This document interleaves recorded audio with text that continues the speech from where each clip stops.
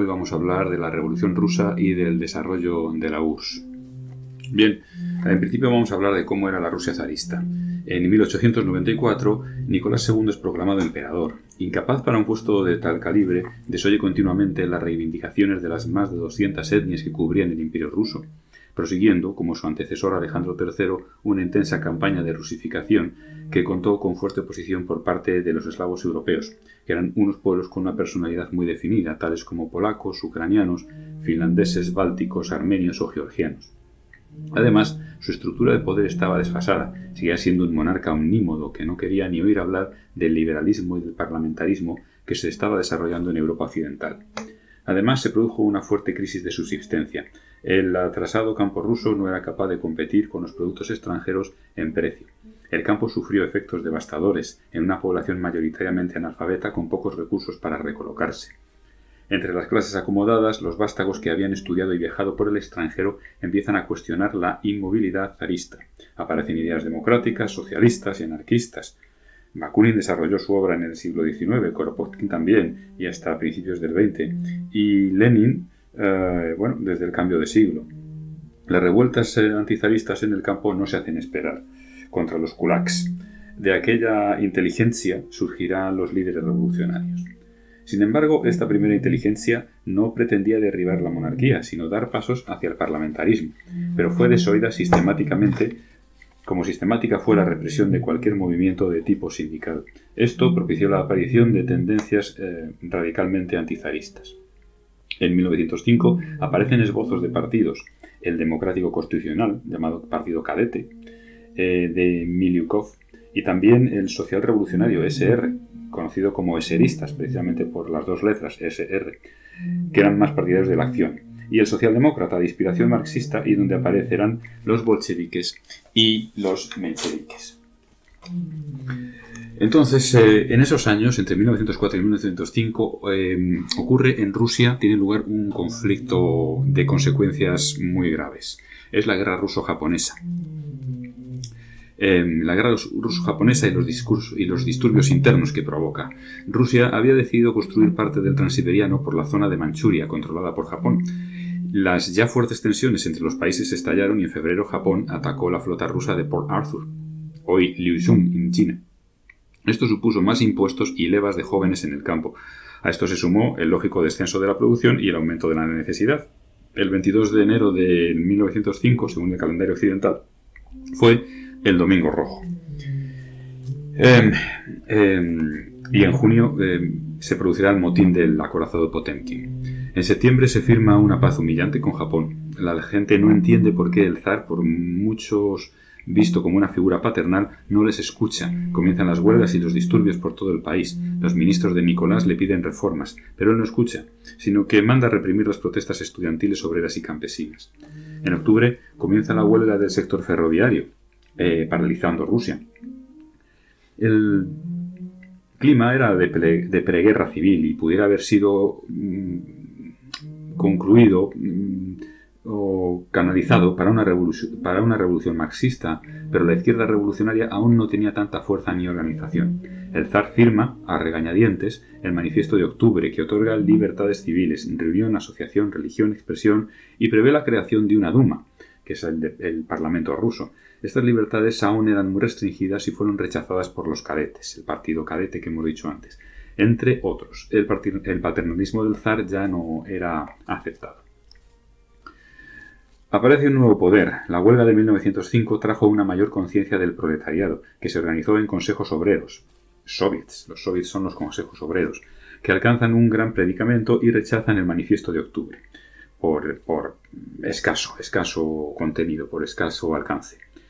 Los primeros soviets eran apartidistas, pero los mencheviques del Partido Socialista de los Obreros Rusos fueron los más influyentes.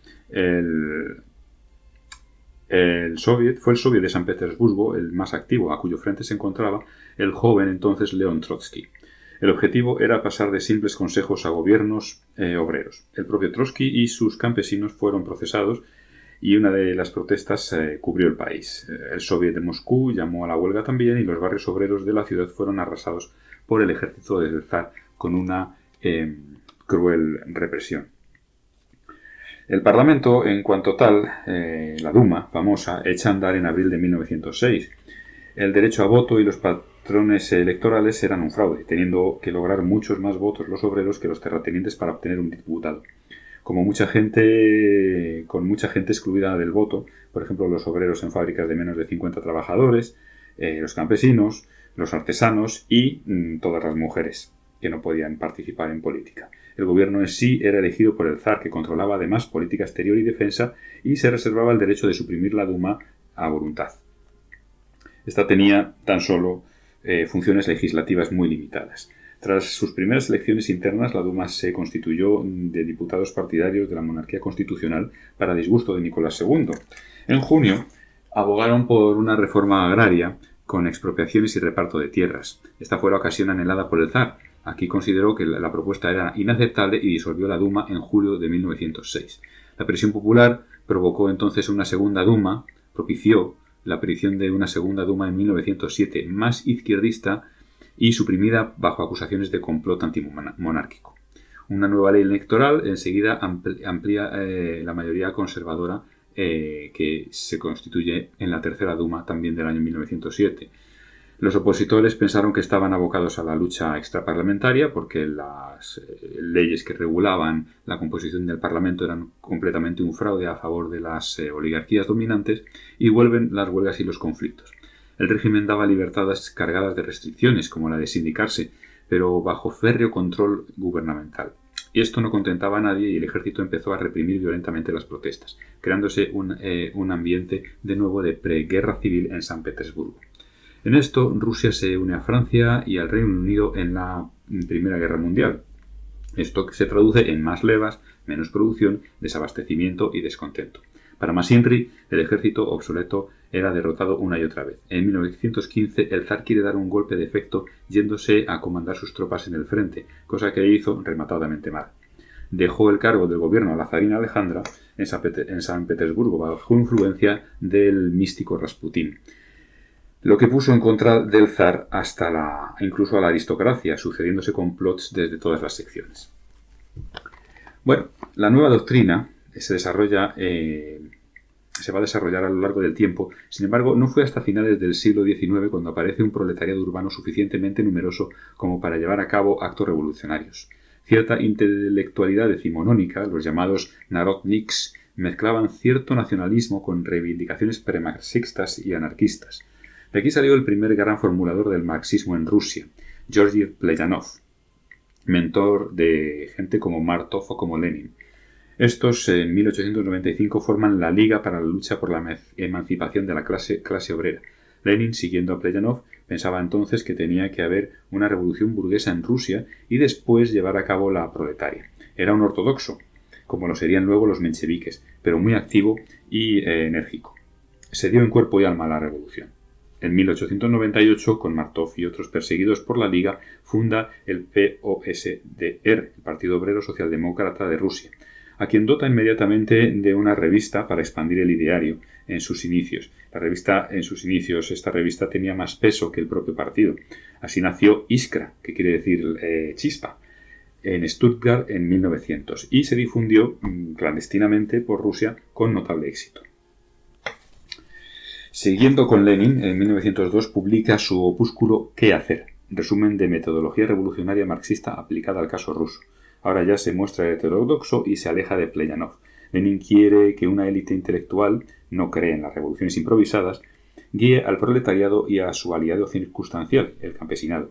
Siempre le pareció una clase bastante reaccionaria que, si obtenía su lote de tierra en propiedad, revolucionaria. Piensa que Rusia es el eslabón más débil del capitalismo mundial y por eso es el caldo de cultivo idóneo para una revolución inmediata, sin paso previo de revolución burguesa.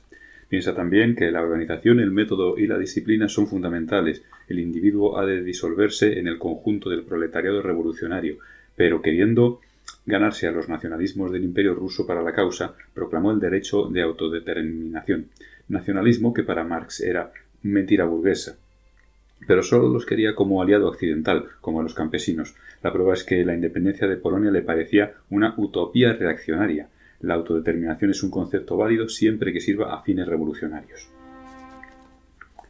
El POSDR que se entretenía en debatir, como diría hazaña de los primeros republicanos en el Ateneo, se vio agitado por el leninismo, se alejó de Plejanov y de Martov, el amigo con el que había fundado la Liga. Estos economicistas, como eran conocidos peyorativamente, eran gente prescindible, no dispuesta a la revolución proletaria y no deseable en el partido. En 1903 se celebra el segundo congreso del POSDR, que resulta ser el congreso fundacional del mismo bajo los planteamientos de Lenin y Plejanov. Lenin, astutamente, accedió a escribir un programa conjunto con Plejanov, pues pensó que aún no era su hora y Plejanov tenía mucho respeto como padre espiritual del marxismo ruso.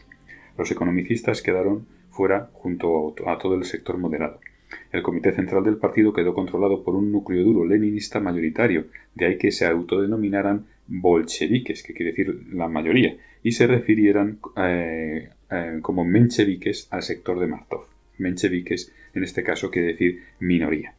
Sin embargo, el consejo de redacción de Iskra estaba poblado de mencheviques, y tanto Plejanov como muchos bolcheviques eran partidarios de acercarse a los mencheviques. En las páginas de Iskra se critica a Lenin, que abandona la revista a finales de 1903. Fue una derrota para Lenin, pero no se rindió, y en 1904 fundó el Buró de los Comités Bolcheviques, buscando una unidad de acción que excluyese de una vez por todas a los mencheviques. Estos le atacan sin cesar. Autócrata, bonapartista, dictador, le dicen, y sus teorías son anatemizadas. Plejanov, Martov, Trotsky e incluso Rosa Luxemburgo reniegan del autoritarismo y de las tesis de Lenin. Estas crisis internas del POSDR le hicieron incapaz de aprovechar la revolución de 1905 en su favor. En 1906 se celebra un nuevo congreso del partido en el que los partidarios de unir bolcheviques y mencheviques es abrumadora mayoría. Lenin se vio obligado a dar la mano a Martov. La fusión satisfizo a casi todos. Lenin ahora aboga por participar en la Duma, no porque crea en ella, para él no es sino una burda copia de las instituciones burguesas occidentales, sino porque desde ahí se puede hacer una gran labor propagandística, de capital importancia para el bolchevismo. Allí también apareció Stalin, atraído hacia el bolchevismo por su radicalidad y antizarismo, pero que nunca consideró que un miembro de la base pudiera tratar a un dirigente como a un igual. El georgiano venía de una sociedad de clanes en su primitiva región y le impresionó negativamente este igualitarismo de Lenin. Pero Sagat, vio que podía utilizar a Stalin para el trabajo sucio, financiación ilegal, robos a bancos, extorsión, del bolchevismo y pronto le dio puestos de responsabilidad. Entre 1906 y 1910 la conflictividad se redujo. Muchos bolcheviques pensaban que habían perdido su oportunidad histórica y muchos mencheviques se moderaron y aceptaron participar con los partidos burgueses. Lenin los llamó liquidacionistas y prosiguió su incansable labor propagandística, mientras que Trotsky, decepcionado por la moderación menchevique, vira hacia los bolcheviques. A partir de 1910 vuelve la conflictividad social. Lenin está convencido que no pueden volver a dejar escapar esta oportunidad. En 1912 hay una conferencia en Praga. La estrategia de Lenin es volver a la reconciliación con Plejanov para arrastrar a sus partidarios y conseguir mayorías en los congresos. Así se convoca esta conferencia, una trampa total, pues Lenin sabía que muchos mencheviques difícilmente podrían asistir y muchos de ellos ni siquiera se enteraron. Los bolcheviques manejaron la conferencia a su antojo y aprobaron medidas en total mayoría, declarando a los mencheviques obstruccionistas en el proceso de emancipación de la clase obrera rusa. En mayo aparece el primer número de Pravda, con Stalin como redactor jefe. El control bolchevique es ahora total. La Primera Guerra Mundial provoca un fuerte aumento de la represión zarista. Lenin, Trotsky y Stalin son arrestados y expulsados o exiliados. Lenin vio una oportunidad en la guerra. Los socialistas de todos los países se considerarían hermanos y se negarían a matarse entre sí, dejando los frentes vacíos en esta guerra capitalista imperialista. Pero esto no se produjo. Los únicos partidos socialistas que siguieron la idea de Lenin fueron el POSDR, como es lógico, y el Partido Socialista Italiano. Esto le decidió a plantear la necesidad de una tercera internacional comunista que rompiese de una vez por todas con los socialistas de Europa. Igual que en 1905, la participación en una guerra exasperó al pueblo por las levas y la falta de abastos que provocaba la economía de guerra. El 13 de febrero, una gran manifestación pobló San Petersburgo, pero no cantaban Dios salve al zar, como en la de 1905, sino la marsellesa. Los días siguientes las manifestaciones continúan y por primera vez los soldados o bien dejan hacer o bien confraternizan. El 25 de febrero, seguimos en 1917, hubo graves enfrentamientos, pues el zar, abúlico y ajeno a las protestas, ordenó simplemente que cesen los disturbios. Pero aunque hubo enfrentamientos, muchos soldados titubean o se niegan. El 26, compañías y divisiones enteras se unen al pueblo y fusilan a sus oficiales. El Palacio Táurida, el de la Duma, se vio rodeado de soldados y obreros en armas. La revolución triunfaba. El 2 de marzo, Nicolás II abdica en su hermano, que rechaza la corona. En la calle, el eserista Kerensky se gana el favor de los rebeldes y se convierte en segundo jefe del Comité Provisional de la Duma tras Lvov. Pero atención, en San Petersburgo se había reactivado el Soviet, erigiéndose como segundo polo de la revolución. Kerensky era muy consciente de esto y trató de estar a bien con el Soviet. A cambio, este pedía asamblea constituyente, amnistía y libertades civiles y democráticas. Se dio este poder dual dominado por el partido cadete y por eseristas, en principio con poca representación marxista. Es el gobierno provisional, mientras el Soviet de Petrogrado se componía de eseristas y mencheviques. Todos en principio aceptaron colaborar, pero el equilibrio era muy frágil. Trotsky lo vio claro. Los soviets tenían la fuerza pero no el poder, y la burguesía tenía el poder pero no la fuerza. Mientras la revolución socialista se aplazaba sine die. El gobierno aprobó una serie de medidas populares. Amnistía política, abolición de la pena de muerte, reparto de tierras, etc. Pero decidió cumplir su pacto con Francia y Reino Unido y continuar la guerra. Eso fue tremendamente impopular y sería bien aprovechado por Lenin. En abril regresan del exilio Plejánov y Lenin. Este enuncia enseguida sus famosas tesis de abril. El bolchevismo no debe colaborar con el gobierno provisional burgués, ni juntarse con la izquierda, mencheviques y eseristas que lo sostiene. Y por supuesto Rusia debe retirarse de la guerra. Todo el poder para los soviets y estos controlados únicamente por bolcheviques. Las tesis de abril también incluían un programa de nacionalización de tierras y banca. Este autoaislacionismo fue muy criticado por Plejánov, incluso por muchos bolcheviques que no lo aceptaron al principio, pero en su incansable labor de propaganda, Lenin acabó por hacer mella, y sus tesis se convierten, a finales de abril, en la línea oficial adoptada por la conferencia del partido bolchevique. Su propaganda se centraba entonces en la salida de la guerra y la acusación de contrarrevolucionarios a todo el que colaborase con el gobierno provisional, quedando los mencheviques y eseristas de esa manera en la encrucijada. León Trotsky, prestigioso pensador que ya había liderado el Soviet de Petrogrado en 1905, se adhiere a las tesis de abril, provocando gran revuelo por el respeto que se tenía a sus opiniones. El crecimiento del bolchevismo tras las tesis fue exponencial, con buen número de abandonos en las filas mencheviques y eseristas, que sin embargo seguían siendo mayoría. En el clima de enfrentamiento, agitación y huelgas contra el dualismo gobierno soviet, eseristas y mencheviques era del agrado de Lenin, pues así se desenmascaraba a los colaboracionistas y quedaba como el único verdaderamente preocupado de la emancipación del pueblo. Por otra parte, la guerra se contaba por derrotas rusas y en julio se dio una insurrección obrera y militar que pidió al partido bolchevique que liderase el movimiento. Este vaciló, la situación no estaba madura y Lenin estaba en Finlandia entonces. Los bolcheviques dejaron caer la insurrección. Además, el gobierno aireó rumores de que Lenin era un espía alemán.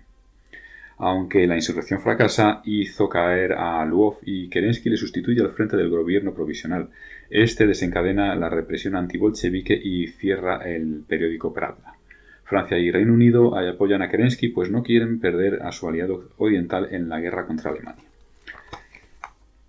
Kerensky hace equilibrios. Ante las clases populares se erige en defensor de las libertades conseguidas por la revolución y ante la derecha como el garante del orden. Esta derecha conservadora aún anhelaba una figura de autoridad que defendiese sus intereses de clase y obedeciese sus directrices. Kornilov era ese autoritario simplón que buscaban. En agosto, Kornilov mueve sus tropas hacia Petrogrado. Él diría que para proteger la ciudad ante un hipotético alzamiento bolchevique, pero Kerensky le acusa de golpista contra su gobierno. En este confuso movimiento, Kornilov sigue avanzando y Kerensky pide ayuda a mencheviques y eseristas del Soviet, que a su vez se la piden a los bolcheviques, muchos de los cuales estaban en la clandestinidad o encarcelados. Claro, La defensa de Petrogrado fue un éxito gracias a la incorporación de todos estos grupos, incluidos los bolcheviques, y la popularidad de Lenin y su grupo creció como la espuma. Habían salvado la revolución. El gobierno no podía devolverlos a la ilegalidad después de esto. Gracias al alzamiento de Kornilov, los bolcheviques habían revertido la situación. Ahora son mayoría y controlan los soviets de San Petersburgo y Moscú. Eseristas y mencheviques están desacreditados y la derecha ya no confía en Kerensky. Lenin piensa que era el momento. Nosotros, los bolcheviques, declaramos que no tenemos nada que ver con este gobierno traidor. Estas palabras las enunció Trotsky el 25 de septiembre de 1917. Lenin no estaba dispuesto a que las fuerzas políticas que habían formado gobierno en febrero se reconstruyesen del duro golpe de la derrota de Kornilov. Habría que ser ingenuos si esperasen tener una mayoría. Ninguna revolución espera esto, dijo Lenin. Y añadió, y la historia no nos perdonará si no asumimos el poder ahora. Esto causó mucha honda impresión en su partido y este cerró filas en torno a su jefe. Un partido disciplinado y férreo, que obedeciera su autoridad y, aunque no fuesen muchos, aunque no fuese un partido numeroso. Esta era la idea del germen de la revolución para Lenin, y nada de pactos con otros partidos. Para atraerse al obrero no bolchevique a la revolución y no despertar suspicacias, impulsaron el movimiento desde el Comité de Defensa Revolucionario que habían creado los mencheviques durante la defensa de Petrogrado. Este comité, liderado ahora subrepticiamente por los bolcheviques, se convierte en Comité Militar Revolucionario y lleva a cabo la revolución, ocultando que, en el fondo, son los bolcheviques los que están detrás. La propaganda fue fundamental. Se utilizó propaganda falsa sin rubor, y la mayoría de los regimientos apoyaron al Comité Militar Revolucionario títere de Lenin. El 23 de octubre, Kerensky proclama el estado de sitio en Petrogrado y cierra periódicos bolcheviques. Pero al día siguiente estos los reabren sin demasiado esfuerzo. Kerensky está prácticamente abandonado.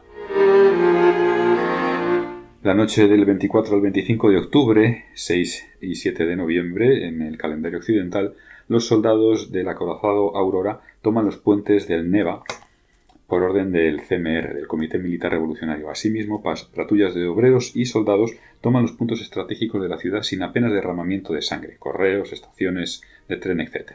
El gobierno se parapeta en el Palacio de Invierno, que es sitiado y conminado a rendirse. Al no obtener respuesta, el Aurora comenzó a disparar. El día 26, con Kerensky huido, el gobierno se rinde. Ahora la máxima autoridad es el Soviet de Comisarios del Pueblo, el famoso Sovnarkom, que estará presidido por Lenin con Trotsky como responsable de asuntos exteriores y Stalin de comisario de nacionalidades. Ese mismo día se celebró con anterioridad el segundo Congreso de los Soviets de toda Rusia, en el que Trotsky anunció que el gobierno provisional no existía, aunque aún no se habían rendido en el Palacio de Invierno. Como era de esperar, mencheviques de Martov y eseristas criticaron la monopolización de la revolución por los bolcheviques, pero aún así propusieron un gobierno unido de todas las izquierdas. Trotsky, siguiendo la línea leninista, rechazó esta propuesta y mencheviques y eseristas abandonaron el soviet para fundar un gobierno alternativo de escaso calado. Moscú se unió a la revolución bolchevique, con lo que estos afianzaron su poder.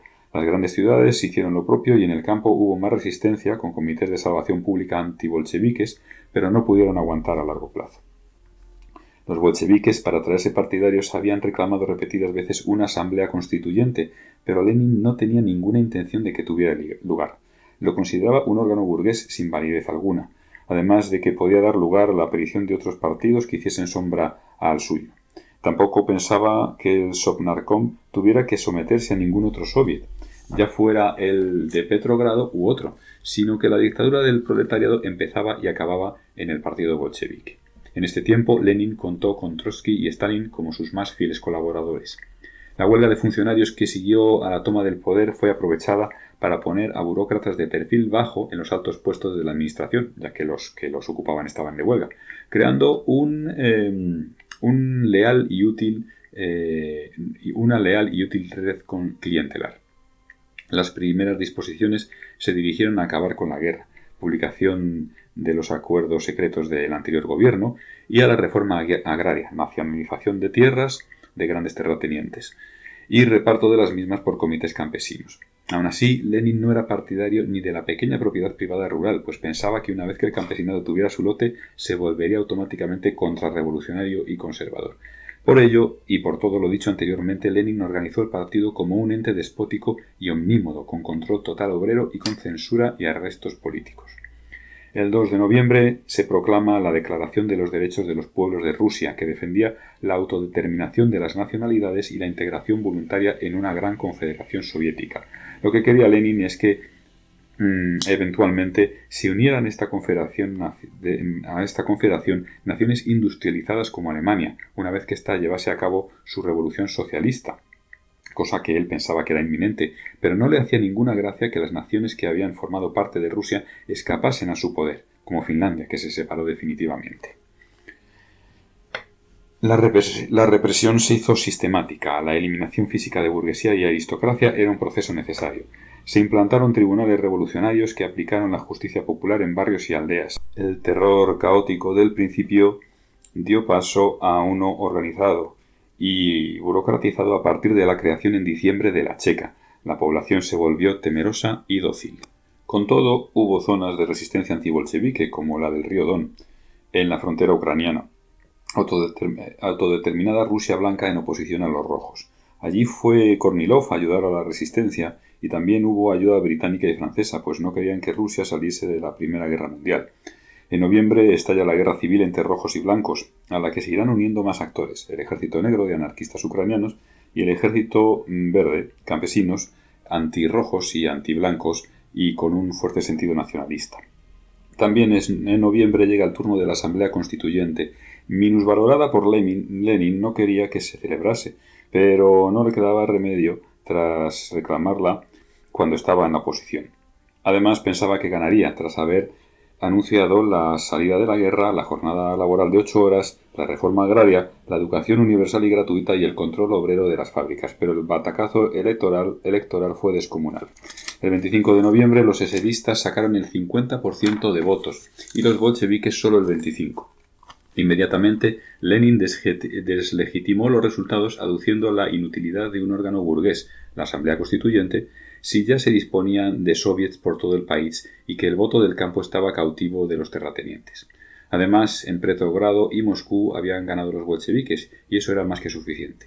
A partir de ahora se procede a la eliminación sistemática de la oposición. Con todo, en enero del 18 y en medio del ataque bolchevique, abrió sesión la Asamblea Constituyente, boicoteada por todos los medios por el partido de Lenin. Soldados borrachos en el Palacio Táuride, que era la sede de esa asamblea, el propio Lenin durmiendo en su escaño, en fin, una serie de actos de boicoteo descarado. En pocos días el Sovnarkom cerró la Duma y colocó soldados armados en la puerta. Lenin dijo que el poder lo ostentaba el soviet y no una contrarrevolucionaria y burguesa asamblea. Se proclama una nueva ley de prensa. Toda crítica hacia el partido bolchevique o el Sovnarkom era delito. El asunto de la autodeterminación de las nacionalidades se enquistó. El Sovnarkom tuvo que resignarse a perder Finlandia, pero no quería capitular en Ucrania, el llamado granero de Rusia, Polonia o las repúblicas bálticas, de indudable valor geopolítico y económico. Incluso los caucásicos armenios y azeríes pidieron independencia en este proceso. Finlandia y las repúblicas bálticas, tras duros enfrentamientos, consiguieron su independencia bajo la tutela de Alemania, encantada con este movimiento centrífugo. Y lo mismo pasó en Ucrania. La situación era extremadamente grave. Alemania amenazaba con entrar ahora en San Petersburgo si no se aceptaban sus condiciones. La revolución entera estaba en peligro. El Sovnarkom huyó a Moscú, a la fortaleza del Kremlin, y que desde entonces data la capitalidad de Moscú. Hubo que rendirse. El 3 de marzo se firma en Brest-Litovsk, Bielorrusia, una humillante paz. Rusia renuncia a Finlandia, Polonia, Estonia, Lituania, Ucrania y Besarabia. Con todo, por fin se sale de la guerra y la población lo agradeció, pero perdió las zonas económicamente más importantes. Poco antes, en febrero, se creó el Ejército Rojo Obrero y Campesino bajo la dirección de Trotsky, quien para dotarlo de efectividad y disciplina reclutó a los antiguos oficiales zaristas. Esta disciplina, tan del gusto de Lenin, permitió organizar un fuerte ejército en tiempo récord. La zona roja en la guerra civil estaba mucho mejor conectada que la blanca. Controlaban el centro norte de la Rusia europea con ramificaciones hasta el Cáucaso, con carreteras y ferrocarriles, y además tenían una envidiable unidad de mando y de objetivos, mientras que en los blancos había disparidad de tendencias, monárquicos zaristas, monárquicos parlamentarios, demócratas liberales, etc. en la batalla, esa batalla intensa dentro de los blancos benefició a Moscú. Los generales blancos llegaron a fusilar eseristas y por otro lado propiciaron pogromos indiscriminados, es decir, matanzas de población judía. El ejército blanco se volvió impopular en Rusia y en el mundo, y los bolcheviques cosecharon de ese nuevo apoyo. Los aliados dejaron de apoyar a los blancos después del Tratado de Brest-Litovsk, y además Kornilov fue muerto en abril en acto de servicio. En la Ucrania independiente se refugió todo tipo de personal antibolchevique, muchos de ellos conservadores pro-Gran Rusia Unida, que entraron en conflicto con los nacionalistas ucranianos, celosos por defender su recién independizada nación. Se produjo una guerra civil ucraniana dentro de la propia guerra civil rusa y las potencias centrales que iban perdiendo dejaron de apoyarles a los nacionalistas ucranianos. Por otro lado, un avance blanco por Siberia hizo que hubiera que trasladar a los Romanov a otro cautiverio a lo largo de los Urales. El 16 de julio de 1918 se decidió que no valía la pena seguir protegiendo su vida y toda la familia Romanov fue ejecutada. También este mes, en julio de 1918, se proclama la primera constitución soviética, que no sería sino una ratificación de ese sistema piramidal impuesto por Lenin. Abolió la separación de poderes e incluso los derechos individuales, pues la burguesía no podía tener derecho a ellos. El sufragio era solo cosa del obrero, pero como clase social, no como individuo. Y como el Soviet Supremo ya estaba constituido por obreros, en la práctica se trataba de una dictadura a tiempo completo. Es decir, se reconoce la democracia para los trabajadores, para los obreros, pero puesto que los trabajadores tenían que estar dentro de los consejos obreros, dentro de los soviets, era el soviet el único que, digamos, emitía una opinión, no los obreros a título individual. En marzo de 1919 se reúne por primera vez el Comintern, o la Tercera Internacional, con la que los comunistas dan por deshecha cualquier vinculación con socialdemócratas, animando a la creación de partidos comunistas en Europa. En Alemania, la gran esperanza para la Revolución Mundial de Lenin, los espartaquistas se extienden del Partido Socialdemócrata, del SPD, y forman el Partido Comunista de Alemania, el KPD. Serán imitados en el resto de países de Europa, teniendo que denominarse PC, o sea, Partido Comunista, después del país que sea, guión, sección, y luego el gentilicio del país que sea, del Comintern. Entonces, por ejemplo, el Partido Comunista de España sería Partido Comunista de España, guión, sección española, de la Tercera Internacional, ¿vale? Partido Comunista de España, sección española de la Tercera Internacional o Comintern. El PQS, Partido Comunista de la Unión Soviética, se desarrollaba así como un partido único con numerosas delegaciones por toda Europa. A partir de 1919 se da un vendaval de revoluciones con el favor del Comintern por todos estos territorios. En Berlín, con los espartaquistas, en Hungría, en Baviera, pero todos fueron sofocadas en auténticos baños de sangre. En Rusia sigue la guerra. Los blancos lanzan fuertes ofensivas, pero muy descoordinados. Además, el ejército negro de Néstor Makhno presentó mucha batalla al ejército blanco. Recordemos que el ejército negro eran anarquistas. Los bolcheviques nunca reconocieron la valiosa ayuda de este líder anarquista, ¿no? de este portavoz del anarquismo, de Néstor Makhno. Cuando los imperios centrales pierden la guerra, el gobierno títere de Ucrania también cae y volverán a enfrentarse blancos, rojos, negros y verdes entre ellos, o a veces formando alianzas según la circunstancia. En 1920 termina la guerra civil con la victoria bolchevique y la implantación del comunismo hasta el último rincón de Rusia. Otra guerra que se dio en 1920 fue la Guerra Polaco-Soviética, en el que ambos países lucharon por territorios en disputa, pues en Versalles no se habían definido bien las fronteras entre ambos. Polonia venció en la batalla de Varsovia y en el Tratado de Riga se repartieron los territorios en disputa. Libres del problema polaco, se procedió a la sovietización de Ucrania por parte de los bolcheviques, que se consiguió ese año tras meses de intensos combates, sobre todo contra el ejército negro. El comunismo de guerra fue capital para la victoria, pero una vez alcanzada se vio que las nacionalizaciones ni los sistemas de autogestión surtían efecto sin un control férreo. Nadie se comprometía con su trabajo y la jerarquía y la mano dura regresan al mundo laboral. Tras la guerra, el país estaba en bancarrota y la producción, una vez culminado el comunismo de guerra, se defenestró. Las hambrunas de 1921 y 22 fueron terribles y las revueltas campesinas no se hicieron esperar. Estas arrastraron a las protestas obreras por el fin de la economía dirigida y Lenin osciló entre la represión y las promesas de concesiones. Los bolcheviques temían que, igual que en el año 17, los soldados confraternizaran con los manifestantes y disolvieron destacamentos enteros que resultaban sospechosos. El gobierno le vio las orejas al lobo cuando los marineros del Kronstadt, otrora artífices del éxito bolchevique, redactaron un texto en el que acusaban al partido de no ser representantes de la voluntad popular. Esto pasó en 1921, y además reclamaban el fin de la economía dirigida, amnistía para presos de izquierda y reapertura de la Asamblea Constituyente. El Soviet de Kronstadt fue intervenido y arrestado sus dirigentes. La ciudad fue ocupada por un gobierno rebelde provisional ante el inminente ataque bolchevique. Finalmente Trotsky envió al Ejército Rojo y tomó la plaza de Kronstadt, pero el toque de atención fue claro: a partir de ahora el ejército sería depurado de cualquier sospechoso de anticomunismo y la autoridad de las checas. Por consiguiente la represión se reforzaría, pero también comprendieron que el cambio era necesario y Lenin aprobó la nueva política económica, conocida como NEP, la NEP, en 1921. Una especie de capitalismo de Estado que calmó la crisis, pero que propició la reaparición de ricos burgueses y de kulaks. La nueva política económica no fue capaz de paliar el colapso de 1921 y 22, agravada por una de las peores cosechas del siglo. Las hambrunas fueron brutales y la censura a la prensa para que no lo mencionara también. Pero en 1923 la situación mejoró notablemente gracias a las cosechas y a la posibilidad de comerciar libremente con los excedentes. Esta nueva política económica, que además se había traducido en un tratado comercial anglo-soviético en 1921 y en el Tratado de Rapallo de 1922 con Alemania, suponía también salir del aislamiento internacional de la Rusia bolchevique. Fue mérito exclusivo de Lenin todo esto y de Bujarin, que fue otro de los ideólogos de la NEP, de la nueva política económica. Lenin estudió personalmente los problemas del campo y habló incluso con los afectados.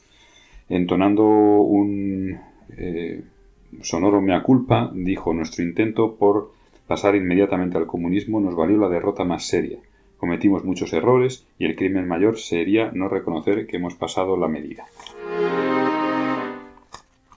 El desarrollo de la nueva política económica permitió un incremento espectacular de la producción y mejora del nivel de vida, pero hizo temer por un viraje ideológico hacia el capitalismo y el control del partido bolchevique hacia la disidencia se hizo aún mayor. Quedaban prohibidas las facciones dentro del mismo en 1921. Trotsky, jefe del sector izquierdista, comenzaba a sentirse molesto ante lo omnímodo del poder leninista y muchos intelectuales se exiliaron. Exilio que aumentó cuando en 1924 muere Lenin y Stalin aprieta más el puño.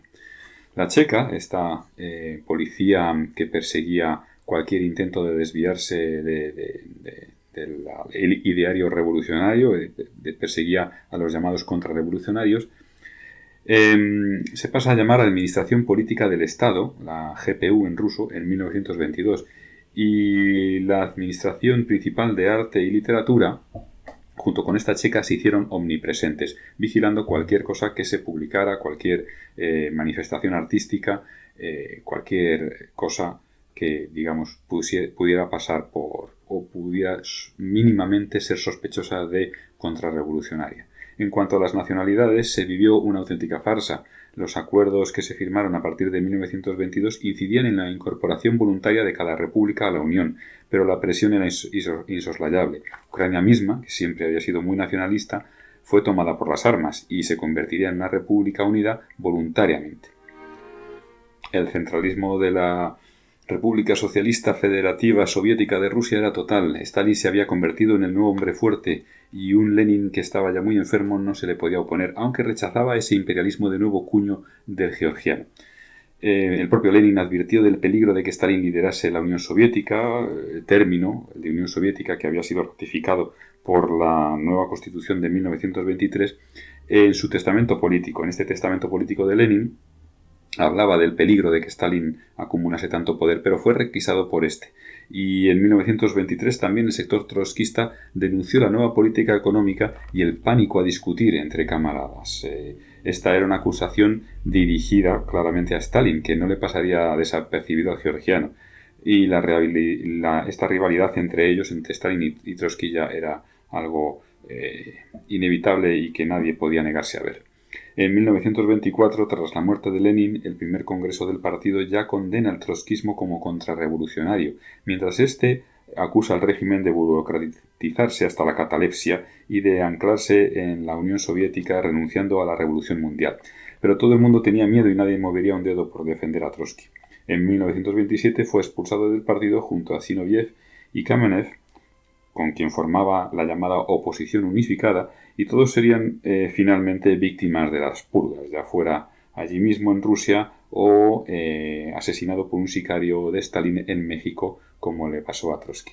Incluso Bujarin, el ideólogo de la nueva política económica y colaborador de Stalin en la derrota de esta oposición unificada, fue apartado en 1929 y ejecutado durante la Gran Purga del 38. Desde el año 29, el poder de Stalin será omnímodo. Stalin permanecerá en el poder hasta su muerte en el año 53. En el sector económico impondrá el llamado modelo de acumulación, una agricultura colectivizada por la fuerza que debía pagar la industrialización, una industrialización que se lleva a cabo a gran escala con predominio de la industria pesada y una economía completamente planificada.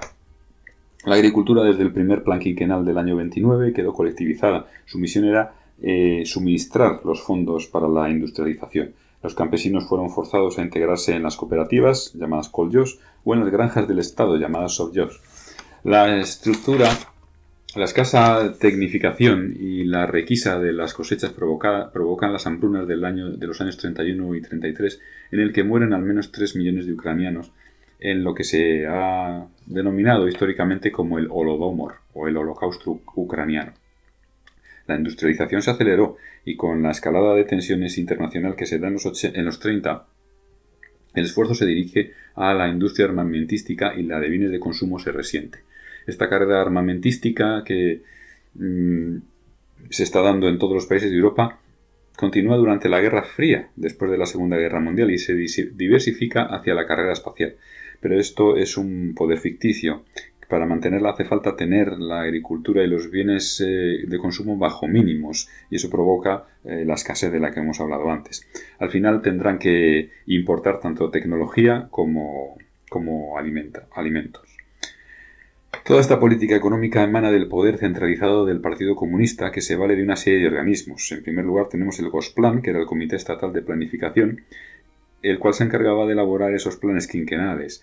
Después el Gosbank, que era el Banco Único de la Unión Soviética, daba créditos a individuos y a la industria. Y por último el Gosnab, que se creó algo más tarde, es un comité para el abastecimiento material y técnico. Distribuía materias primas a las empresas. Este comité nació algo más tarde, ya hemos dicho, en el año 48. En cuanto a su política interior, la oposición fue suprimida, mayormente por eliminación física, como le ocurrió a la oposición unificada o a Bujarin, en una fiebre represora que roza lo paranoide. El centralismo era absoluto y cualquier sospechoso de contrarrevolucionario podía ser llevado al Gulag, aquellos campos de concentración repartidos por toda la Unión Soviética.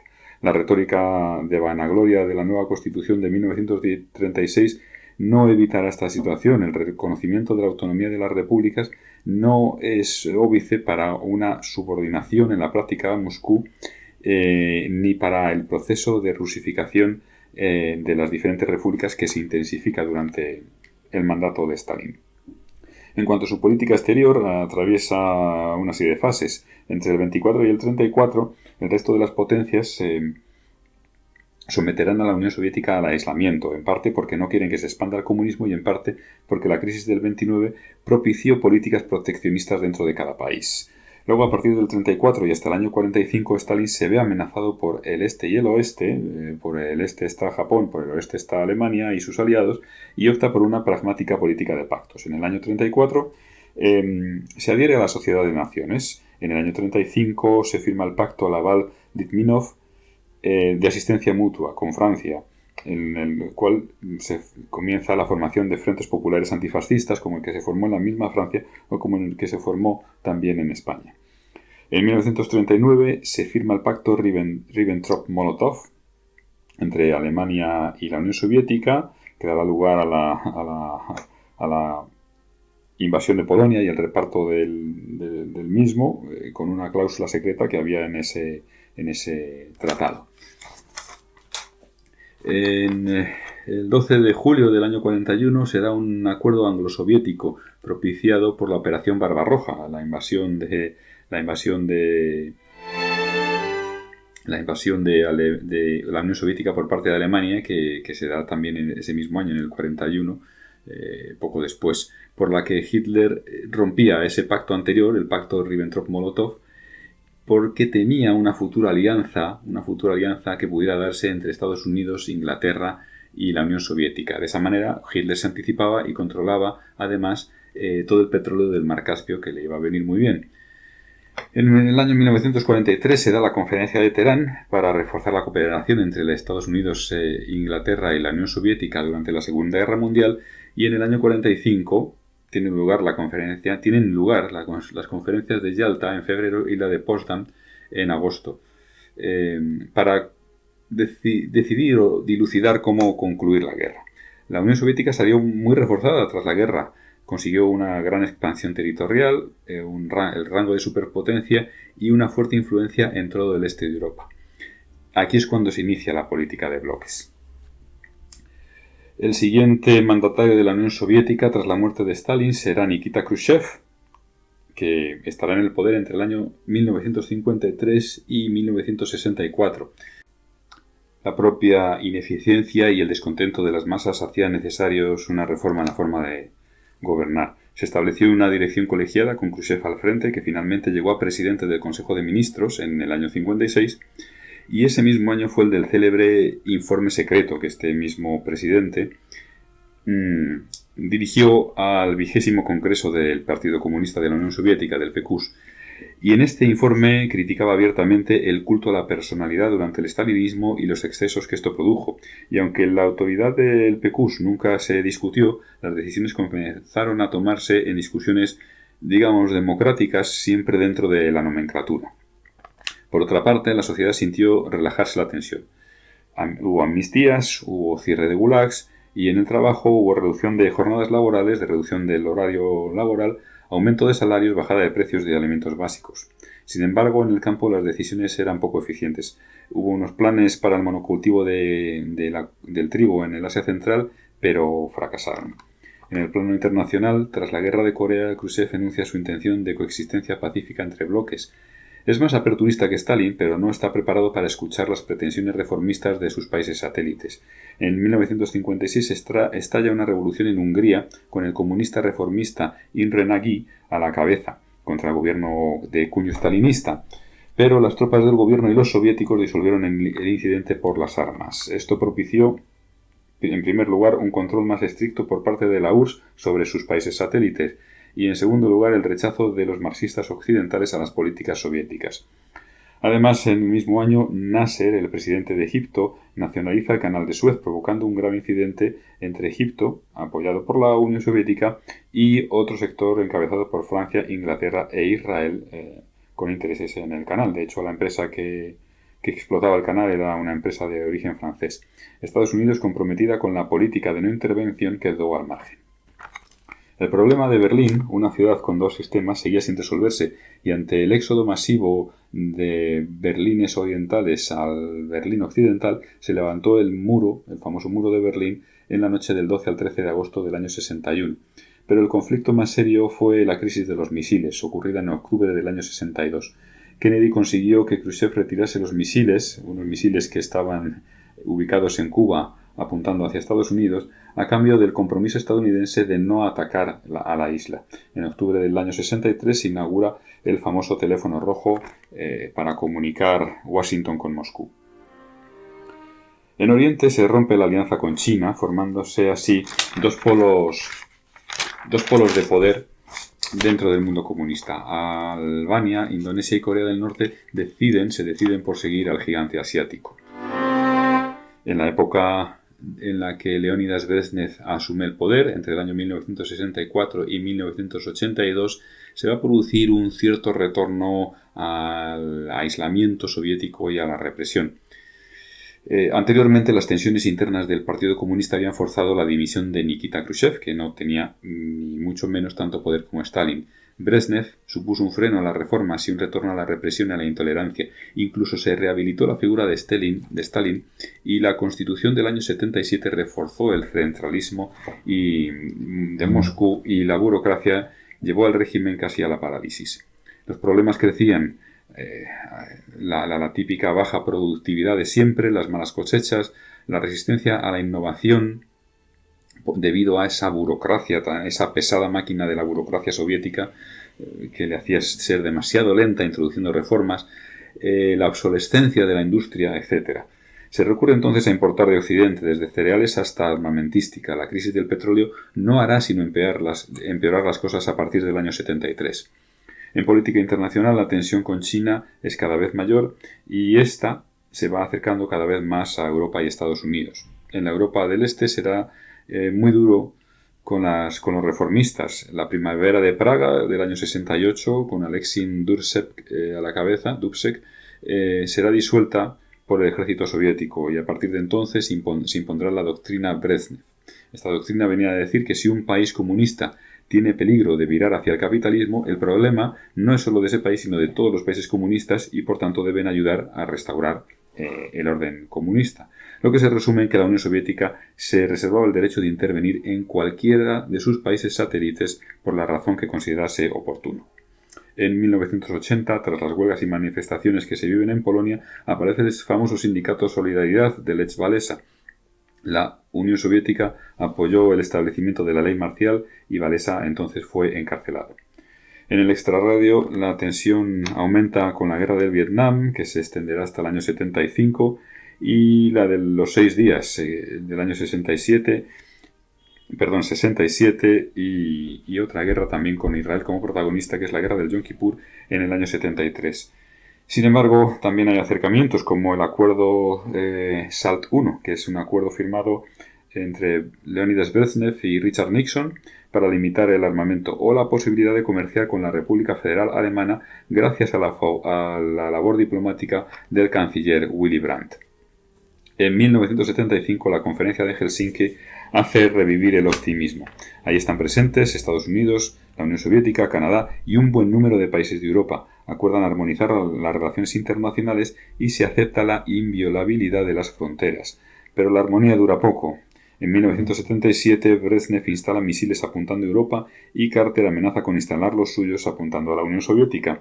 La tensión escala incluso más con la invasión de Afganistán en el año 79, que además produjo el alejamiento de muchos países del tercer mundo de la Unión Soviética, pues no podían comprender cómo uno de esos países tercermundistas era invadido alegremente por la Unión Soviética, aunque estuviera en peligro el propio Partido Comunista afgano debido a las insurrecciones islamistas. Aún así, antes de morir, Brezhnev y Ronald Reagan esbozan un principio de acuerdo de desarme, el llamado START, que será firmado finalmente años después por George Bush y por Mikhail Gorbachev en el año 1991. La carrera armamentística y su proyección a la conocida Guerra de las Galaxias pusieron en evidencia el obsoleto sistema de producción soviético.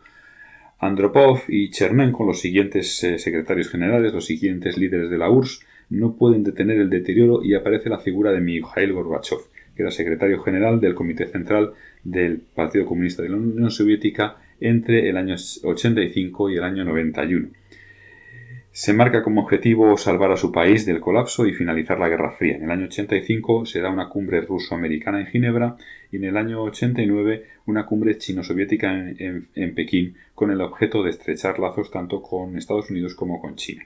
En la economía dio pasos hacia la liberación del mercado, o liberización del mercado, con estímulos hacia la industria privada, y en política interior la perestroika y la glasnost dieron más libertad y más transparencia, aunque el conocimiento de los atropellos de derechos humanos de la URSS durante tiempos anteriores provocó el rechazo internacional al régimen. En esos años Reagan pronunció un famoso discurso frente a la puerta de Brandenburgo en Berlín, en la que exigió a Gorbachov que derribase el muro con su famosa frase "Mr. Gorbachev, tear down this wall". En 1989 se celebraron elecciones al Parlamento ruso, las primeras relativamente libres desde la fundación de la Unión Soviética. A pesar de la amplia mayoría que consiguió el Partido Comunista, un 87%, aparece un 13% de representación independiente, entre los que se halla Boris Yeltsin, que será nombrado más tarde y como uno de los artífices de la final caída de la Unión Soviética y el primer gobernante de la Federación Rusa tras Gorbachov. Ese mismo año cae el muro de Berlín y más tarde, en agosto del año 91, se da un intento de golpe de Estado en Moscú por parte de miembros de la línea dura del Partido Comunista y del KGB. Piensan que Gorbachov ha llevado las reformas demasiado lejos y es entonces cuando aparece la figura de Boris Yeltsin, uno de los más firmes opositores a este golpe, y que a la sazón era presidente de la República Socialista Federativa Soviética de Rusia. Ganó popularidad por la firmeza con la que afrontó este golpe de Estado contra Gorbachov y su foto subida a un tanque durante el golpe dará la vuelta al mundo. El prestigio del Partido Comunista y de la KGB se derrumbaron con este golpe de agosto del 91, así como la mayoría de organismos soviéticos. Y en el Tratado de Belavetsa y en el Protocolo de Alma-Ata, en Kazajistán, se puso en marcha la disolución de la Unión Soviética, la completa disolución del sistema y de la unión geográfica de todas estas repúblicas. Y se dio pie a la formación de la Comunidad de Estados Independientes, conocida como CEI. Las únicas repúblicas exsoviéticas no firmantes, aquí en Alma-Ata, fueron Lituania, Letonia, Estonia y Georgia, que ya habían conseguido su independencia ese mismo año. En 1989 se abandona la doctrina Brezhnev. Gradualmente se producirán transiciones democráticas en los países antiguamente satélites de la URSS, Polonia, Checoslovaquia, que finalmente además se dividirá en República Checa y Eslovaquia, Rumanía, etc. El muro cayó, como hemos dicho antes, el 9 de noviembre del año 89, iniciándose la unificación alemana, pero ya en mayo se había abierto el paso entre Hungría y Austria, simbolizando con este paso fronterizo, con esta apertura del paso fronterizo, la caída del telón de acero. En 1993 se separa Checoslovaquia, y a finales de los 90 y principios de los 2000, casi todos de los países del antiguo bloque comunista van a unirse progresivamente a la OTAN. Esta crisis afecta a los partidos y movimientos comunistas occidentales que ven como las antiguas economías socialistas se pasan en bloque al libre mercado, y no solo a partidos y movimientos políticos de cariz o de raigambre comunista, sino también a la historiografía de tipo o de inspiración marxista. Va a entrar en una profunda crisis dada la caída del sistema de la que aún no se ha recuperado, o bien se ha tratado de orientar hacia otros movimientos de tipo contestatario.